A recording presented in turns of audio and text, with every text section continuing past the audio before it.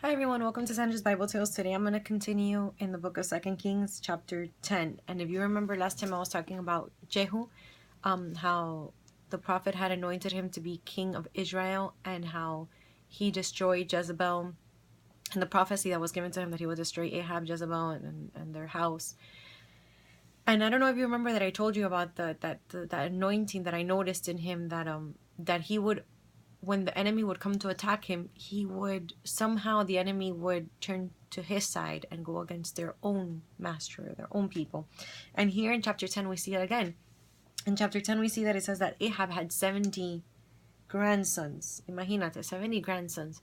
And Jehu sends a letter out and he tells these men, basically he's telling them that he's going to go against them, and they get scared. And it says that they got so scared that they told him, please, we're on your side, like we'll do whatever you want us to do, because they were like, if these other people couldn't stand against Jehu, how will we stand against him? So they told Jehu, please, we'll do whatever you want, we'll be on your side.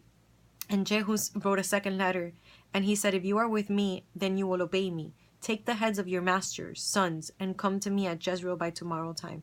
So he's saying, well, if you're on my side, then you're going to kill your masters. You're going to kill the sons of Joram. And these men did it. It says that they killed these 70 men, and they gave them the heads of the grandsons of Ahab to him. And then he went and he continued on his way, and he met with another guy, and he says to the other guy, he says, is your heart right? Is your heart right? And the guy says yes. And then he says, well, come with me then. He goes, I'm going to show you the zeal of the Lord that I have for God. And it says that he goes to Baal's worshippers, the people that would worship Baal. Now, Baal is a false god. The Bible teaches us how God hates idolatry. What is idolatry, Sandra? Idolatry is when you have an idol, an image, un muñequito, made out of wood or stone or whatever, that you worship, that you buy it with, that people make it, like people carve it, people carve wood, people paint it, people sell it, people buy it, and then they worship it like if it had power. That is idolatry. It doesn't only have to be that.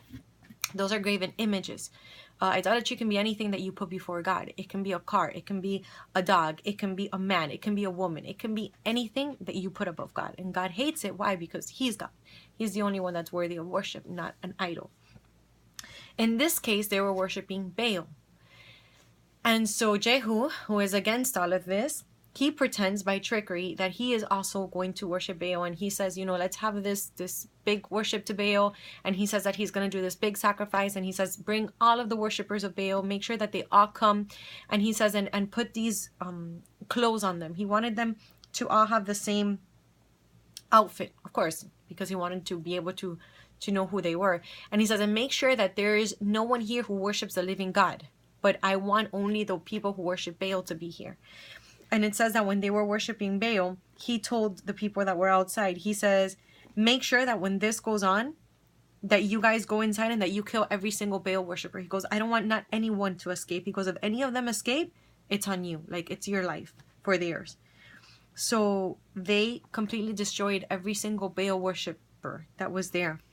It says, thus Jehu rooted Baal out of Israel. So, and the Lord said to Jehu, because you have executed well what is right in my eyes, and have done to the house of Ahab as I willed, your sons to the fourth generation shall sit on Israel's throne. So God was pleased with him. Now, if I go to a house of a family member or anyone that has an idol and little statues that they worship, and I break them, and imagínate, I'll get freaking pounded for it.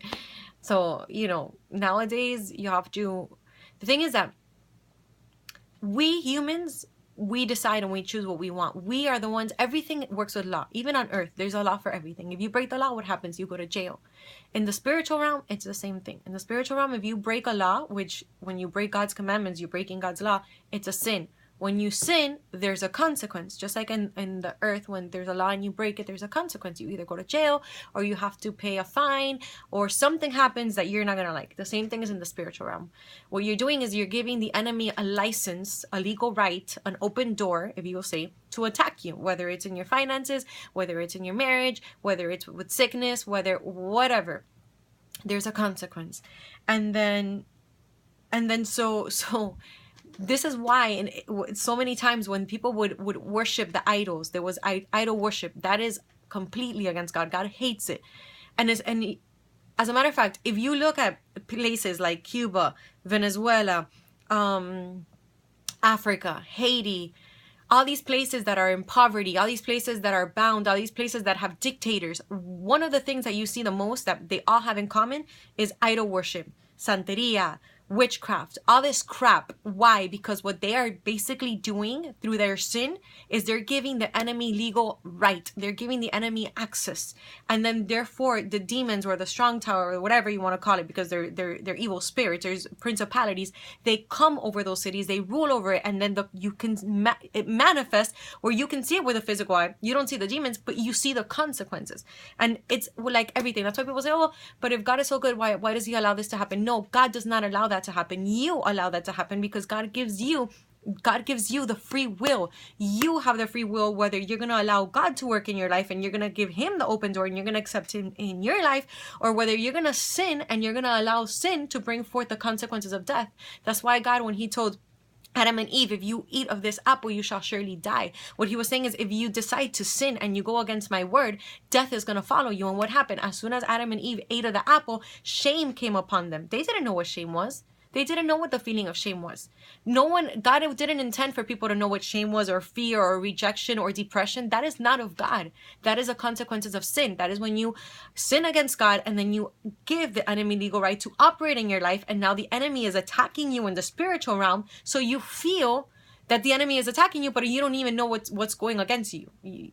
That's why people say, oh, he's fighting his own demons. What they don't realize is that it's literal. He's fighting his own demons. Anyway, I can go deeper into this, but I'll be here the whole day. So anyway, I hope that you enjoyed Sandra's Bible Tales today. I just went over chapter 10. Thanks for watching. Have a nice day.